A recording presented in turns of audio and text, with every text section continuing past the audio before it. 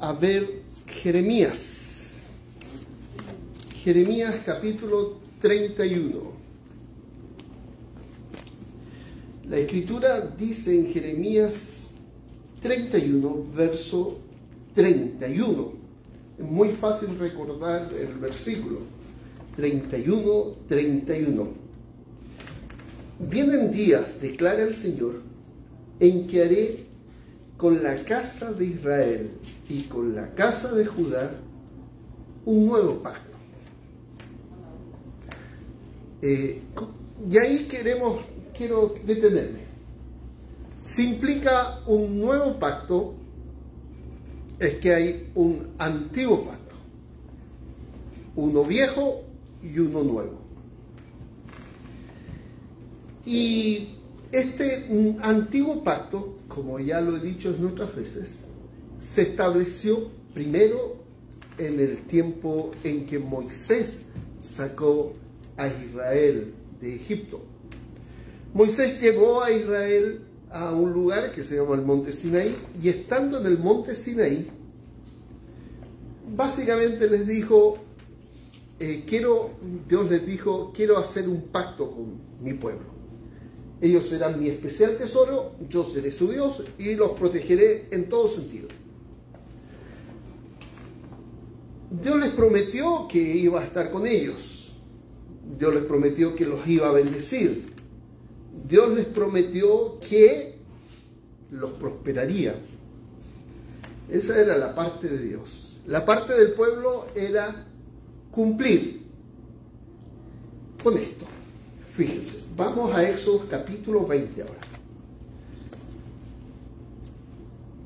Estamos hablando del antiguo pacto. Y para entender un pacto, la mejor metáfora es la de un matrimonio. Y donde en un matrimonio tiene que haber fidelidad mutua. Y Dios se comprometió a ser fiel a Israel, porque el carácter de Dios en realidad es ser fiel. Pero había ciertos límites, ciertos puntos, ciertas fronteras, que si salía la persona del lugar, si rompían esas fronteras, esos límites, esos cercos, implicaba que la persona no estaba dentro del pacto. Entonces, lo que aparece en Éxodo 20 son los límites. Si tú estás dentro de estos límites en el antiguo pacto, entonces estás dentro del pacto. Si tú sales de estos límites, insisto, en el antiguo pacto, tú no tienes posibilidad de redención, remisión, ni perdón de tus pecados. Tú sales del pacto. ¿Cuándo sales del pacto? Cuando rompes estos límites. Primer límite, son 10. Pensemos en estos límites como una cadena que tú tienes 10 eslabones y tú estás sujeto del último eslabón. Y no importa el eslabón que se corte, caes fuera del pacto. Ok, primer límite. Dice el versículo 2, yo soy el Señor tu Dios que te saqué de la tierra de Egipto, de la casa de servidumbre. Y acá va el primer mandamiento. No tendrás otros dioses delante de mí. Y fíjense, no te harás ninguna imagen, ningún ídolo, ni semejanza alguna de lo que está arriba en los cielos, ni abajo en la tierra, ni en las aguas debajo de la tierra. No lo adorarás, ni lo servirás, porque yo, el Señor tu Dios, soy Dios celoso, que castigo la iniquidad de los padres sobre los hijos hasta la tercera y cuarta generación de los que me aborrecen. Y muestro misericordia a millares y a los que me aman y guardan mis mandamientos. Ok, la idea no es tanto no hacer imágenes, sino la idea principal es no inclinarse a ellas. No rogarles ni adorarla como si esta fuera un Dios. No hacer una imagen o una representación física de lo que esté arriba en el cielo, debajo de la tierra, no importa dónde esté. Ni siquiera de Dios mismo. ¿ya? No podíamos hacer una representación, por ejemplo, de Jesús. Tampoco podríamos hacer una representación de ningún santo, de nada, para arrodillarnos y solicitarle algo. Cuando hacemos eso, pecamos. Pero particularmente en el contexto que estoy hablando, cuando hacemos, o hacía Israel a alguien del antiguo pacto, aquello, o sea, una imagen, y se inclinaban a esa imagen, salían del pacto automáticamente. Segunda cosa que te hacía salir del pacto: no tomarás el nombre del Señor tu Dios en vano, porque el Señor no tendrá por inocente al que tome su nombre en vano. Otra cosa que te hacía salir del pacto: acuérdate del día de reposo para santificarlo. 6 días trabajarás y harás toda tu obra, pero el séptimo día es día de reposo para el Señor, tu Dios. No harás en él trabajo alguno, tú, ni tu hijo, ni tu hija, ni tu siervo, ni tu sierva, ni tu ganado, ni el extranjero que está contigo. Porque en 6 días hizo el Señor los cielos y la tierra, el mar y todo lo que en ellos hay, y reposó en el séptimo día. Por tanto, el Señor bendijo el día de reposo y lo santificó.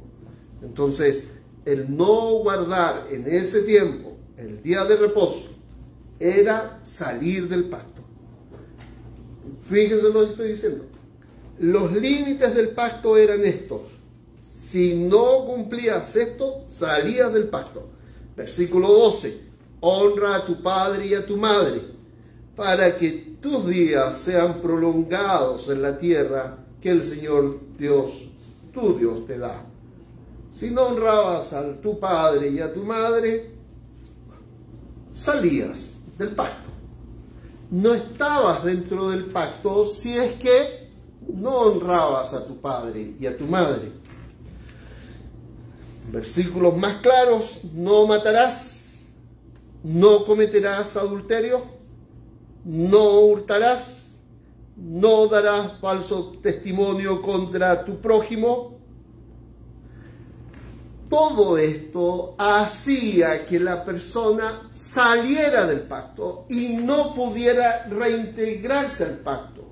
No había sacrificios de expiación o formas en las cuales la persona pudiera decir: oh, me equivoqué y voy a presentar un animal para que Dios me perdone y de esa manera vuelva al pacto. No. Esta lista que está acá está diciendo: si tú cometes una de estas faltas, sales del pacto. Ok. Y una cosa que aparece acá, versículo 17: no codiciarás la casa de tu prójimo, no codiciarás la mujer de tu prójimo, ni su siervo, ni su sierva, ni su buey, ni su asno, ni nada que sea de tu prójimo. Si se dan cuenta, alguno dirá: yo cumplí todos los demás. Pero el codiciar los bienes, la mujer, los animales, en nuestra época, el automóvil, la casa, el trabajo, los estudios, la posición que tenga el otro, la persona automáticamente quedaba fuera del pacto. Dios hizo un pacto con Israel. Ok, pero el problema es que Israel no solo fue como decir, no solo codició, sino que robó. No solo robó, sino que asesinó para conseguir quedarse. No solo rompió todos los límites del pacto. Volvamos a nuestro Jeremías 31. Por eso dice, verso 31, capítulo 31, verso 31. Vienen días, declara el Señor, en que haré con la casa de Israel y con la casa de Judá un nuevo pacto. Ok, el antiguo pacto se hizo en base al sacrificio de animales en el monte Sinaí. Eso lo puedes leer en Éxodo capítulo 24. Tomó sangre de los jóvenes, tomaron sangre. Moisés en realidad tomó la sangre de los animales que los jóvenes sacrificaron y lo esparció sobre el pueblo, sobre el altar de piedra y sobre el libro de la ley, haciendo un pacto. Acuérdense, lo que más se parece a un pacto es un matrimonio. Entonces se comprometió Israel a ser fiel a Dios y Dios ser fiel con Israel. Pero ¿por qué? ¿Qué pasó? ¿Por qué se rompió el pacto? Y acá dice la razón. Quiero decir esto. Para hacer un pacto, un nuevo pacto, estaba implícito una nueva víctima para el sacrificio. Estaba implícito un nuevo derramamiento de sangre. Este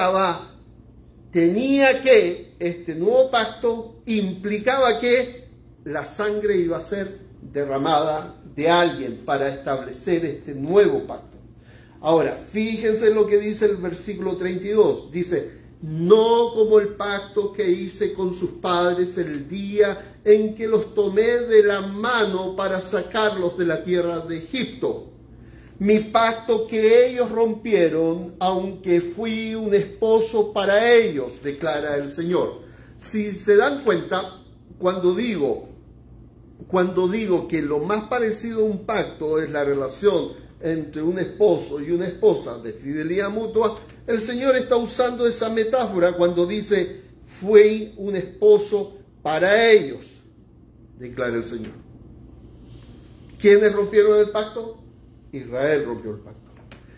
Habían 10 mandamientos que implicaban los límites del pacto, pero ellos rompieron todos los mandamientos, todos y cada uno. Versículo 33. Porque este es el pacto que haré con la casa de Israel después de aquellos días, declara el Señor. Ok, antiguo pacto, nuevo pacto. Antiguo pacto, Dios lo sacó de Egipto, lo llevó al monte Sinaí y estableció un pacto a base de la sangre de los animales que los jóvenes degollaron. Tomó la sangre de Moisés en un lebrillo, la esparció sobre la gente y la esparció sobre el libro y sobre el altar de piedra. Antiguo pacto. El tener un pacto implicaba derramamiento de sangre, implicaba esparcir la sangre, ser cubiertos con la sangre. La sangre era lo que testificaba el pacto. Si usted lee Éxodo 24 y después lee en Éxodo 25, empieza a encontrarse con que la edificación o la construcción del santuario de Dios y comienza con el arca del pacto y el propiciatorio. Entonces tengo el antiguo pacto firmado por sangre de los animales y luego viene el santuario que debe ser construido. Ok, y después leemos que debe ser establecido un sacerdocio en base al antiguo pacto. Pero fíjense, reitero, Israel pecó, Israel rompió el pacto, Israel desechó a Dios como esposo, Dios se define a sí mismo como marido, e Israel dijo, no te quiero como marido. Eso básicamente dijo. Yo elegiré otros maridos. 1, 2, 3, 4, 5, 6, los que quiera, cuando quiera y como quiera. Entonces Dios fue rechazado. Y viene Dios y dice, voy a hacer un nuevo pacto. Pero no como el que hice con Israel, el cual ellos quebraron. Haré un nuevo pacto. Y un ejemplo de cómo quebraron el antiguo pacto lo encontramos en David. ¿Qué hizo David? David, Salmo 51, por favor.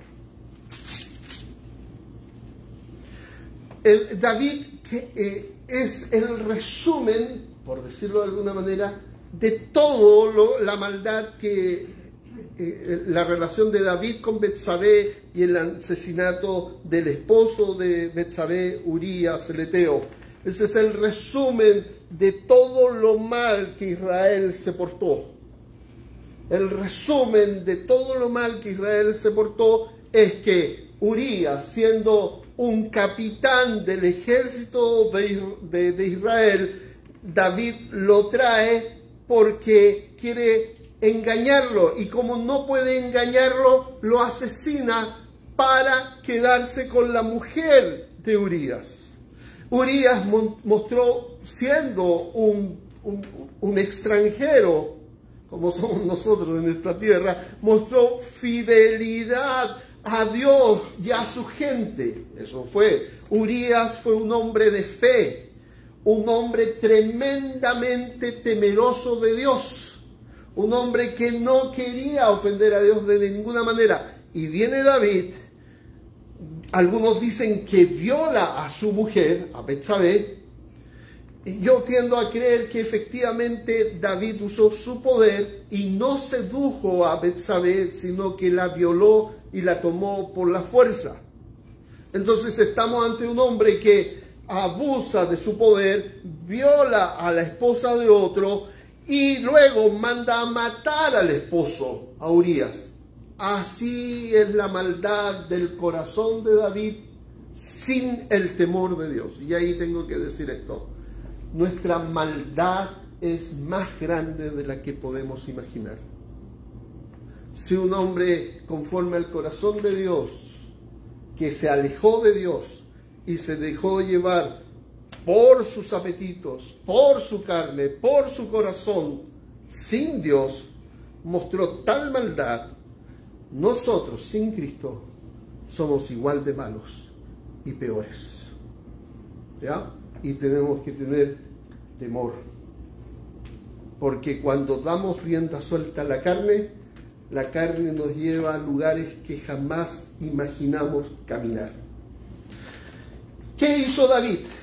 El Salmo 51 es la respuesta de David cuando Natán, el profeta enviado por Dios, lo confronta. Y comienza el Salmo diciendo: ten piedad de mí, oh Dios. Salmo 51, verso 1. Conforme a tu gran misericordia, conforme a lo inmenso de tu compasión, borra mis transgresiones, lávame completo de mi maldad y límpiame de mis pecados. Fíjate lo que dice el verso 14 del mismo Salmo: líbrame de delitos de sangre, oh Dios, Dios de mi salvación. Versículo 16: porque tú no te deleitas en sacrificio, de lo contrario yo lo ofrecería. No te agrada el holocausto. Los sacrificios de Dios son el espíritu contrito y humillado. Oh Dios, no despreciarás. ¿Se dan cuenta? David, el asesino, el violador, Dios lo confronta. Y acá un punto importante: no importa cuán profundo haya sido tu pecado, si Dios te confronta, es con el propósito de restaurarte. Siempre es así. Si Dios sale a tu encuentro y te habla y te encuentras con que Dios te confronta con tu pecado, es para restaurarte y levantarte. Amén. No importa el hoyo que hayas cavado, la gracia y la misericordia de Dios es mayor que tu pecado. Un ejemplo, David. No importa, y aquí fíjense, no aceptas holocausto, no aceptas sacrificio, no aceptas nada. Solo un corazón humillado, un corazón entristecido por el propio pecado, un corazón que se humilla delante de Dios y se derrama en lágrimas, clamando y rogando por misericordia. Dios no lo rechaza. Amén. Pero si tú vienes a Dios diciendo: yo voy a poner lo que aquí necesitan, si vienes a Dios diciendo: pídeme lo que tú quieras, que yo te lo doy, Si vienes a Dios diciendo, no importa el esfuerzo que esto implique, yo lo voy a hacer para conseguir tu perdón, Dios rechaza todo tu esfuerzo, rechaza todo lo que le ofreces, porque lo único que Dios acepta es tu corazón contrito y humillado, no otra cosa. Dios se agrada en eso. Ok, volvamos a nuestro Jeremías, capítulo 31. Entonces, David es el resumen de todo lo que Israel había hecho, pero Israel había hecho aún más que David. Israel lo que había hecho es no solamente pecar como David, sino que endurecerse y no tener un corazón contrito y humillado ante Dios, sino rebelarse contra Dios. Sin embargo, Dios promete y dice, haré un nuevo pacto, versículo 33, porque este es el pacto que haré con la casa de Israel después de aquellos días, declara el Señor. Pondré mi ley dentro de ellos y sobre sus corazones las escribiré. Entonces yo seré su Dios y ellos serán mi pueblo. Ok. Antes había un antiguo pacto. Entonces está el pueblo del antiguo pacto. Ahora Dios está diciendo va a haber un nuevo pacto. Entonces hay un pueblo del nuevo pacto. Antes el antiguo pacto fue quebrado por Israel por sus asesinatos, sus violaciones y toda la maldad mostrada que está en nuestros corazones. Está esto de rebelarse contra Dios y no actuar conforme a lo que Dios nos dice. Hemos roto, si es posible, todos los mandamientos, los 10 mandamientos. Estamos fuera del pacto. Sin embargo, Dios prometió un nuevo pacto que sería diferente al antiguo pacto. Y este nuevo pacto pondría la ley de Dios en nuestros corazones, el Espíritu Santo de Dios mismo en nuestro ser. Y seríamos el pueblo del nuevo pacto, no del antiguo. Dios va a formar en base a este nuevo pacto un nuevo pueblo que dice, yo seré su Dios y ellos serán mi pueblo. Ok. No tendrá, versículo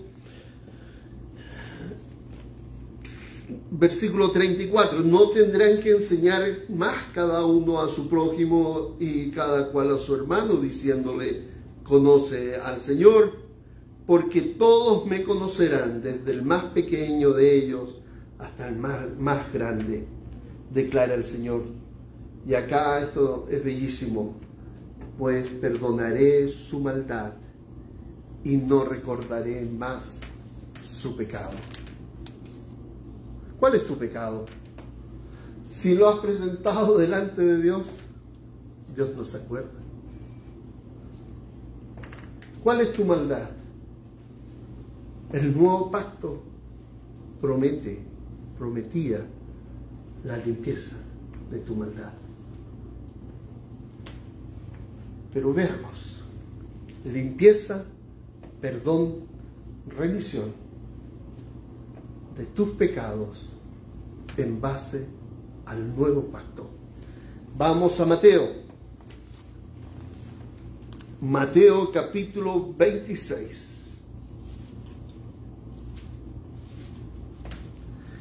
Y si leímos Jeremías 31, que es fácil recordar, ahora vamos a leer Mateo 26.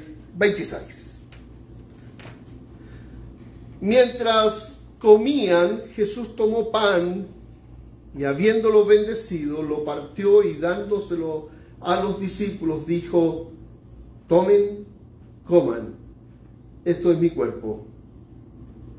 Y tomando una copa y habiendo dado gracias, se la dio diciendo, beban todo de ella, porque esto es mi sangre del nuevo pacto, que es derramada por muchos para el perdón de los pecados.